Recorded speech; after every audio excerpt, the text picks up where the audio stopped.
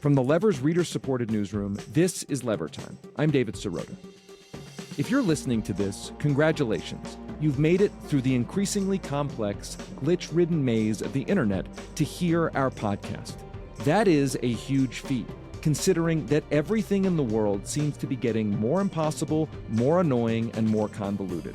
From buying airline tickets, to the nightmare of online shopping, to the slop you're seeing on social media, everything seems to be getting worse. Poorer quality, less simplicity, and more expensive. Everything is all shittier, and our guest today argues that that is no accident. We're diving into the Enshittification with the author of the fascinating new book on Enshittification. We're going to find out how Enshittification works, how shit is baked into our economy and our beloved platforms, and what we can do to stop the shit from spreading. That's all coming up on today's show.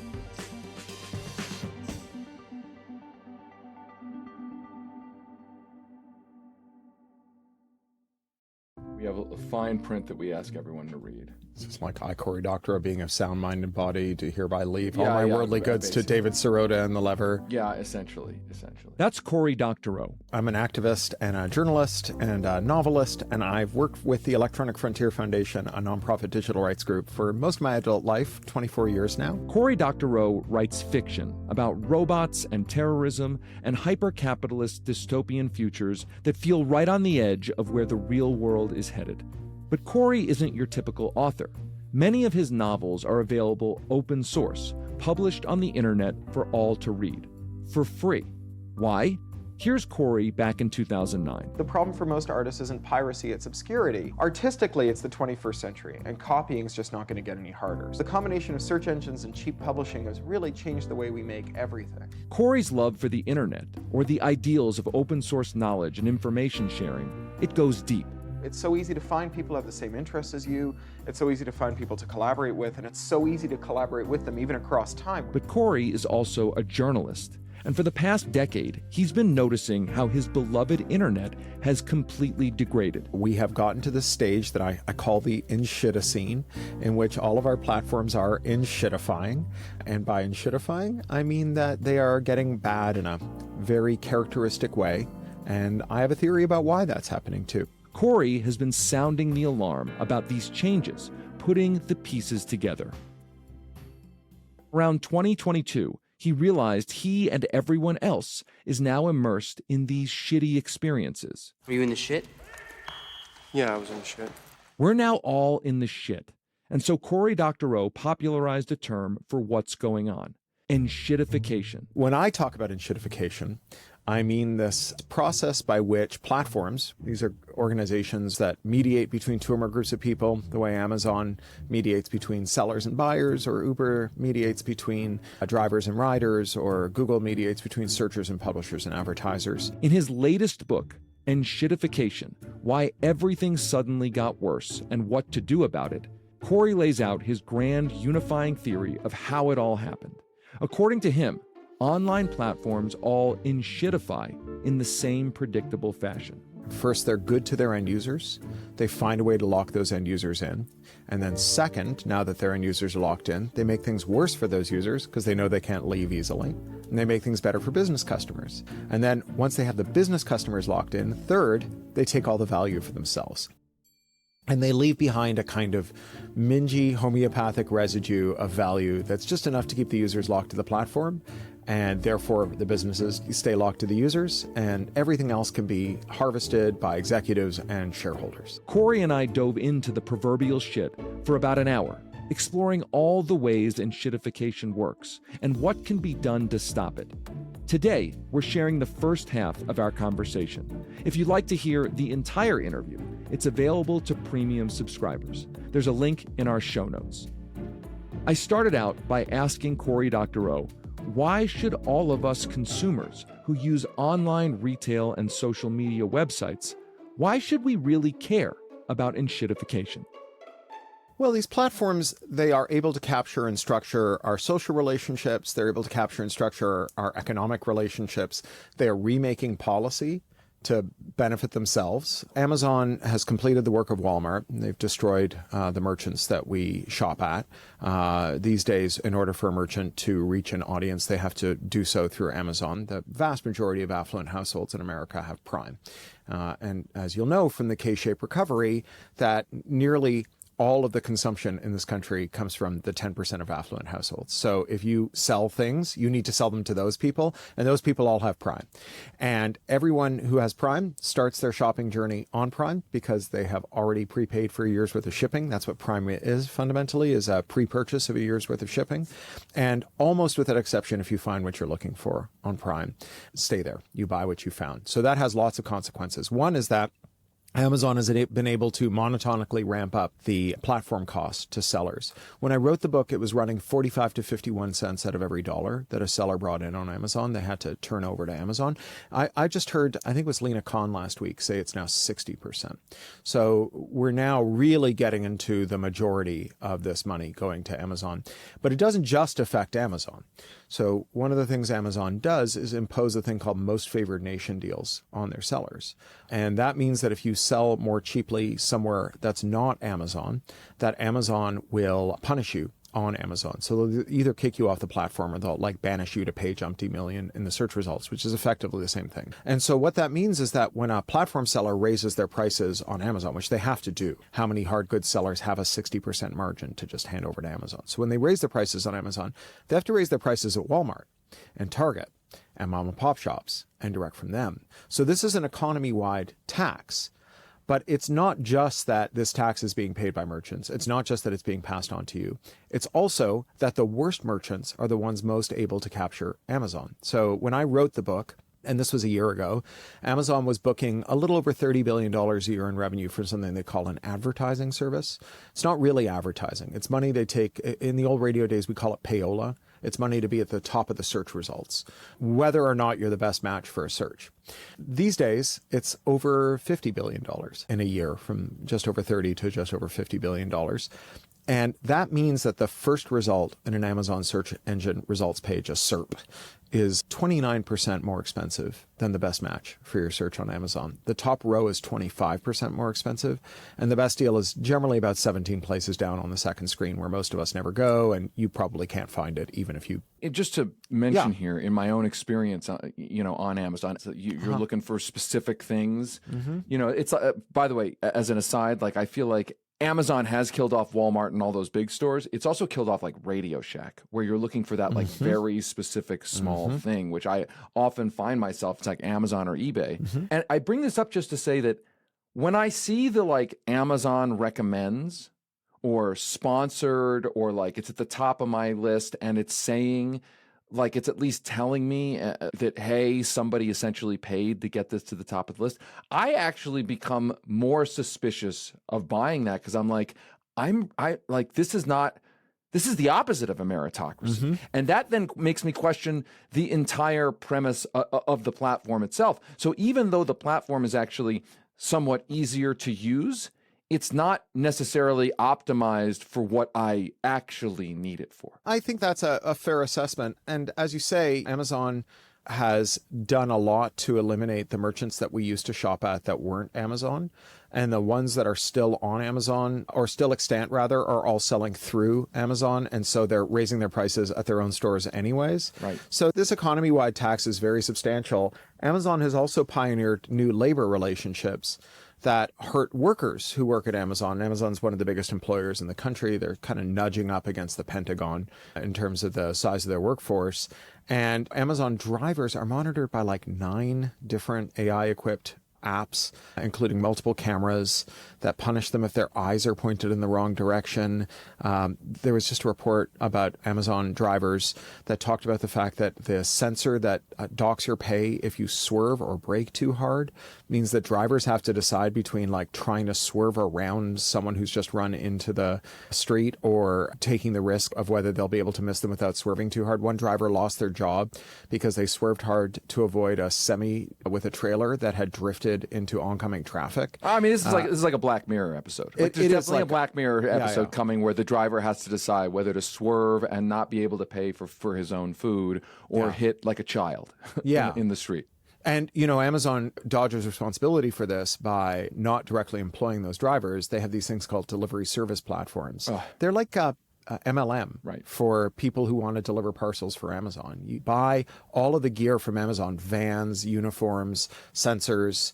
You rent out a lot to put those vans in. You get into long-term service contracts, and then you employ the workers. And so if the workers hit someone because Amazon's app has made them drive recklessly, that's your problem, not theirs. And Amazon can fire you at any time and leave you just holding the bag with all this inventory, all these loans, these long-term contracts, and the liability for all the workers that have harmed people because Amazon's, they call them in labor economics sometimes, electronic whips, have sent those workers driving in a way that is quite reckless.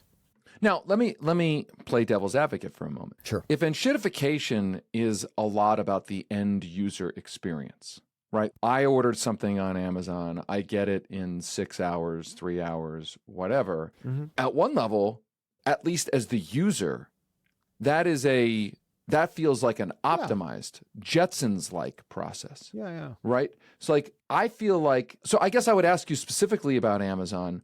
Where do you think the enshittification phenomenon is most evident for the user, stipulating that everything you just said about the Black Mirror style situation happening behind the scenes is terrible and unacceptable? I just wonder on something like Amazon, because I think people will hear this and say, listen, Amazon feels actually like one of the best online experiences out of all the platforms. Is that not true? Well, prices have gone way up on Amazon. They've gone up economy-wide because right. Amazon's driven prices up. The amount of, they call them inauthentic reviews on Amazon, paid for reviews that we see and that may influence our purchasing decisions have gone up. Now, whether that's because Amazon lacks the competence or has decided not to allocate the resources to preventing it kind of doesn't matter when you end up with some crap gadget that I literally bought. One of the things about my work environment that you can't tell from this is that I almost never sit here at my desk in my office. I work in the hammock in the backyard because it's so nice to work in a hammock in your backyard. But I do that through the winter. And so I bought an electric slanket from Amazon, which promptly burst into flames. Oh, and that's so I'm you know, sorry to have prefaced that by laughing. I'm sorry. Yeah, no. I mean, the electric slanket is great when it's not on fire. Right. 10 out of 10 until right up to the failure mode. It's like jumping off the Empire State Building. Yeah. So far, so good. Yeah. So there's a lot more bad reviews that are misleading. There's a lot more crummy AI books being written that are hard to find your way around. There's a lot more counterfeit goods that are finding their way onto it. You know, if you want to experience some like genuine body horror, literally and figuratively, read what sex toy reviewers have to say about the things that the knockoff sex toys on Amazon are made of and what happens when they come into contact with your mucous membranes. There's just lots of ways in which Amazon has become, in the words of Lena Khan, not just too big to fail, but too big to care. I think of these firms when they corner their markets as embodying the spirit that Lily Tomlin so well portrayed when she would play Ernestine, the telephone operator, on Saturday Night Live doing ads for AT&T. And she'd end them by turning to the camera and saying, "We don't care. We don't have to. We're the phone company." Right? Google with a 90% search market share, Amazon dominating e-commerce, they don't care. They don't have to. That's a really important point. How much of what we're discussing is a tech platform problem versus just a general monopoly problem? And I will tell you my story of enshittification. So I went to the mall this weekend to get a shirt. My mom wanted to take me out to get a shirt for my 50th birthday. I got a shirt. We go to the mall. Happy birthday. Thank you. I appreciate it. And the mall, the local mall, it's been there forever. It's the only mall sort of big mall near sort of central Denver. They've used their monopoly to create you have to pay us to park here situation. It used to be like, a free parking garage. Now they've put up like the toll booth. But then what I noticed is not only that they're charging you, but then to get out, there's like a traffic jam because their thing that the bar that lets you out was like kind of broken or not working. And I'm like, you have enshittified the process of going to a store. And what it made me think about was this is sort of a mini monopoly, right? Like the mall is essentially, it's like a real estate mini monopoly of all this retail right near Denver. Not a full monopoly, not like a Facebook or whatever. Sure. But I guess it made seller power. Right. So I guess it made me wonder, like, how much of the enshittification phenomenon that you lay out is the tech companies versus just this is how monopolies, what they will always do. If you give them an inch, they will take a mile. So look, I do think that when you take away discipline from anything, anyone, that they are fully capable of yielding to their worst impulses or the worst factions within a firm or an organization to do bad. Howard Hughes, when we imposed discipline on him, made some pretty cool airplanes. We took the discipline away. He started wearing Kleenex boxes on his shoes and saving his urine in jars, right? I mean, we understand what happens when you take away the discipline. But the thing is that there are forces that discipline tech firms that are unique and distinct to the sector. And there are mechanisms by which an undisciplined tech firm can make things worse that are also unique to tech. So tech isn't just disciplined by regulators and competitors, which are the forces that act on every firm. And I even hesitate sometimes to think of these as two different forces, because one of the things that we know is if you eliminate competition, it's very hard to keep regulation going, because you get these cartels. They find it very easy to consolidate on not just markets, but also on a single lobbying position. They divide up markets like the Pope dividing up the New World. They don't compete head to head. They don't have to contend with what Peter Thiel calls wasteful competition. That means that they have lots of excess profits because they're not paying their workers more or charging their customers less in order to compete with one another. And they can mobilize that to get what they want done. So you eliminate competition, you almost always eliminate regulation. But tech workers, although they've almost never been a member of a union, have always enjoyed a huge amount of power over their bosses because they're really valuable and they're really scarce. There is a National Bureau of Economic Research paper that estimates that the average Silicon Valley worker, tech worker, was adding $1 million a year to their boss's bottom line.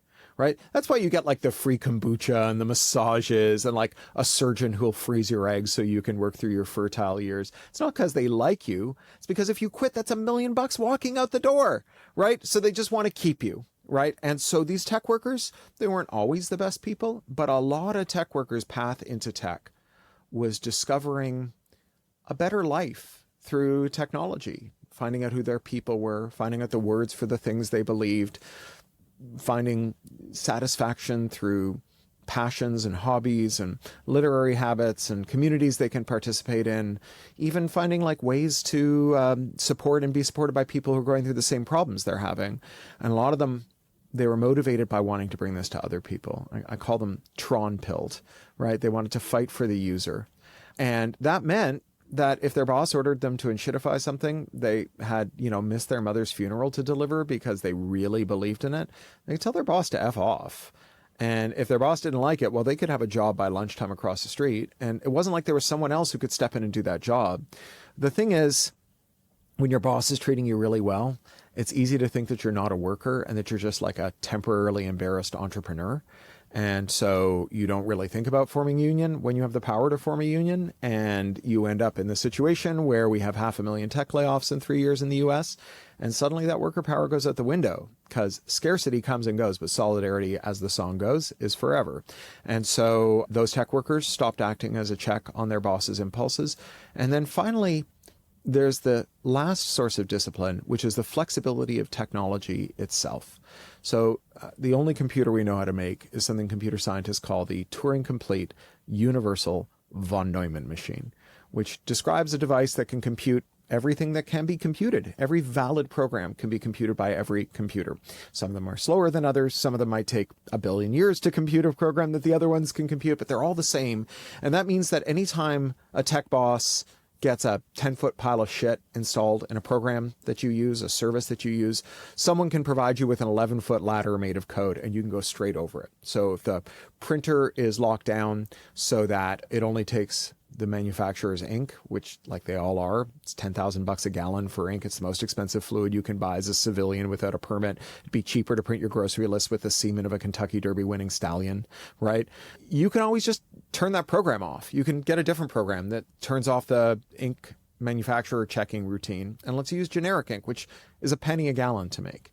If someone locks your phone to an app store, or if someone spies on you using your apps, you can install new programs that solve those things. We have lost that through the monotonic expansion of IP law. We're going to take a quick break. Afterwards, Cory Doctorow and I are going to break down how modern intellectual property laws limit our digital freedom.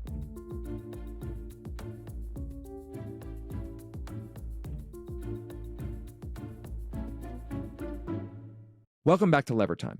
I'm sitting down today with Cory Doctorow, author of the new book, Enshittification. Jay Freeman calls modern IP law the felony contempt of business model, where reverse engineering and modifying these services has become a literal crime. Under Section 1201 of the Digital Millennium Copyright Act, it is a felony to reverse engineer and modify anything that's designed not to be modified. If the programmer, when they make it, draws like a chalk outline around some of the code that says, don't look in here and don't change it, then under the DMCA, you go to jail for 5 years for looking in there and changing it. I mean, we're talking about like jailbreaking a phone. Jailbreaking a phone, making a printer take third-party ink, changing your car so anyone can fix it and read the diagnostics the right to out. repair stuff. You're not, we make a tractor and you can't. Adding a privacy blocker to your iPhone, right? So there's like, you can put an ad blocker on your browser. More than half of all internet users have done it. It's the largest consumer boycott in history, but you can't do it on an app. And so if Apple decides to protect your privacy, you got privacy. If Apple doesn't decide to protect your privacy, you don't. Apple added the privacy blocker for Facebook. One box, you tick it on your iPhone. Facebook can't gather data from you when you use the app anymore. 96% of iOS users click the box.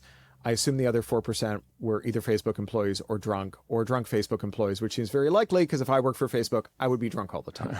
But Apple, at the same time as they rolled out app-based surveillance for their own ad targeting network. And there's no way to turn it off. They didn't even admit it was there when Gizmodo found that they lied about it. They eventually had to admit it was there, and there's no way to turn it off. And they're gathering the same data Facebook gathers. So Apple will protect you against all threats except Apple if they feel like it. Isn't the argument when it comes to IP and all of the enshittifying stuff that you just, using IP to enshittify the printer, your iPhone, isn't the argument that obviously, I don't agree with this argument, but what do you say to the argument that we have to protect and use that IP enshittification in order to make the money that we need to make to research the products and create the beautifully designed products that the consumer loves and maybe doesn't really appreciate how much work goes. I mean, you hear this, by the way, from the pharmaceutical industry. We got to charge Americans formation, blah, blah, blah, blah. Right. What do you make of that whole thing? Well,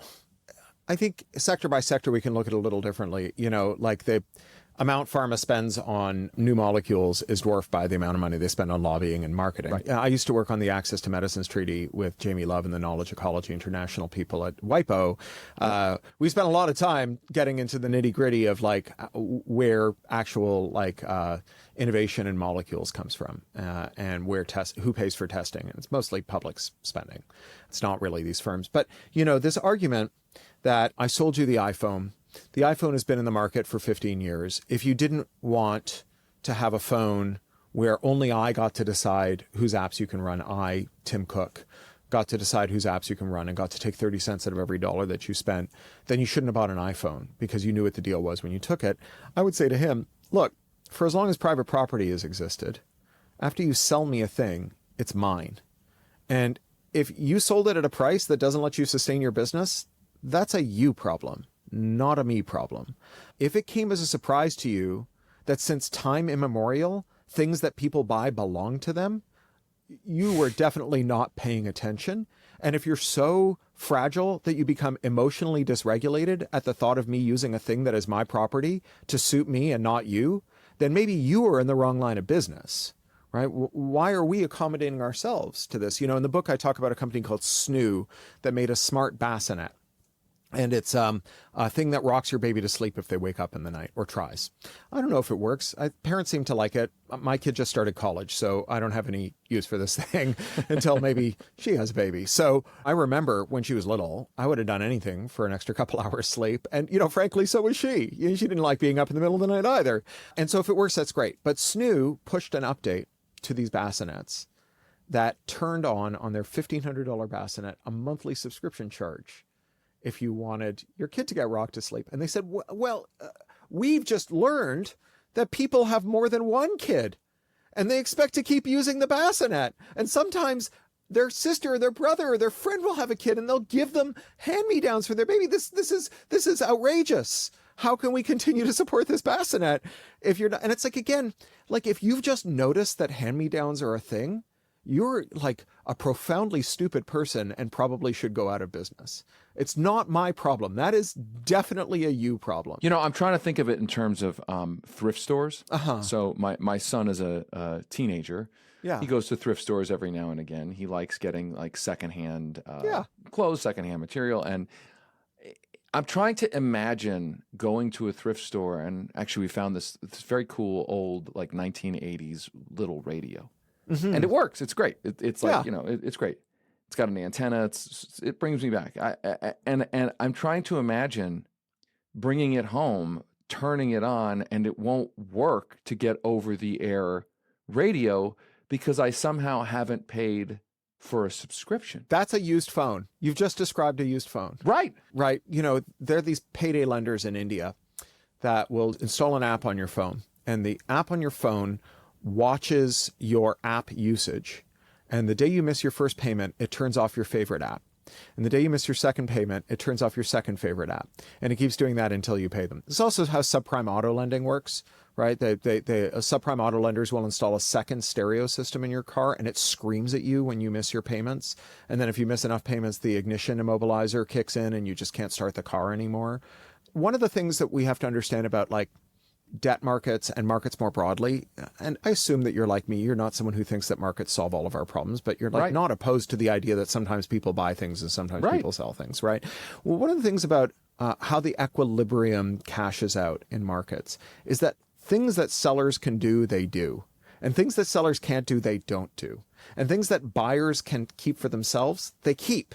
And things that buyers can have expropriated from them get expropriated, right? When we add these affordances, legal, technical, political, to our systems, we can't act surprised that they've happened. You know, there's a kind of, you know, the galaxy brain meme where there's like the three cells and the, so in the little galaxy brain meme of enshittification, the problem is you're the almighty consumer. You were told to vote with your wallet and you voted wrong. Right. And now we're all enshittified because you didn't pay for the product. So now you're the product, blah, blah, blah. Right. Obviously nonsense. Shopping your way out of a monopoly is like recycling your way out of a wildfire. It's just not going to happen. Right. The second one is like, oh, no. This is bad tech bosses. And sure, they are terrible. Right. Those Zucker, Muskie and ketamine-addled failures that run our businesses are gross and bad and greedy. But you know, they're only doing what they can get away with. And the reason they're running those companies is because you can get away with so much. So the people who want to get away with the most are the ones who end up running the firms. You know, if Elon Musk overdoses on ketamine tonight, there'll be a succession battle among 10 big balls, and whoever emerges victorious will be like indistinguishable from Elon Musk. But the big galaxy brain is the enshittigenic policy environment, right? Like our policymakers in living memory took decisions that they were warned at the time would produce an outcome where firms that cheated their workers, their consumers, their supply chains would thrive. They took those decisions anyway. No one ever held them to account for it. These days, they're like hanging around like a bad smell, polishing their fake Nobel Prizes in economics, collecting giant money to consult for corporations. And we're blaming each other or these monstrous tech bosses, and we're ignoring the fact that these guys are the authors of this environment. And until we undo the mischief they wrought in our policy environment, I mean, this is basically going back to the master plan. This is somewhere between preaching the converted and teaching granny to suck eggs. But until we get back to a policy environment that punishes abuse and cheating, we will get abuse and cheating. To listen to the rest of my conversation with Cory Doctorow, check out the Lever Time bonus feed. Thanks for listening to this episode of Lever Time. Lever Time is a production of The Lever. This episode was produced by Ariella Markowitz. It was edited and mixed by Ron Doyle. Our theme music is by Nick Campbell. You can subscribe to Lever Time on Apple Podcasts, Spotify, iHeartRadio, or wherever you get your podcasts. For ad-free episodes, exclusive bonus content, and access to The Lever's entire archive of investigative journalism, please consider becoming a premium subscriber. Head over to levernews.com, that's levernews.com, to learn more about becoming a paid subscriber, or click the link in this episode's show notes. I'm David Sirota. We'll be back soon with another episode of Lever Time.